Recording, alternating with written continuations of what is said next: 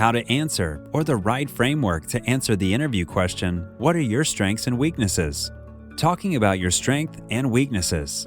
When it comes to discussing your skills at an interview, the goal is to use the opportunity to show that you're the best fit for the job, the team, and the company. When highlighting a strength, the last beat of your response should connect the ability or attribute you've been discussing to the role and company you're applying for. Explain to the interviewer how that skill would be beneficial in this position at this organization. While it's important to connect your strengths to the job and organization you're looking for, you should avoid doing so while discussing your deficiencies. You don't want them to associate a flaw with their firm or the position they're seeking.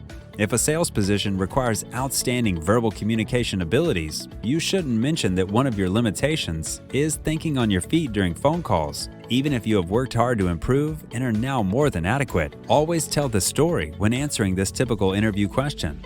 Do not simply list a personal strength or a major weakness.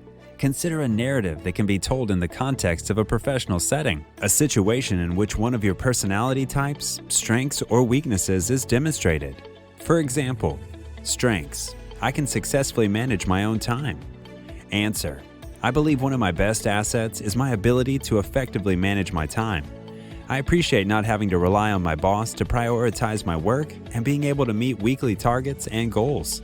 I'm constantly eager to learn new skills. Answer: I was placed in a circumstance where I had to learn rapidly in my last work, the respondent explains. Rather than surrendering to the strain, I decided to rise to the occasion.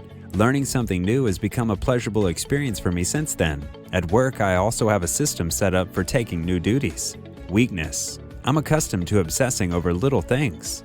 Answer: Occasionally, I become too far involved in the task assigned, the respondent explains.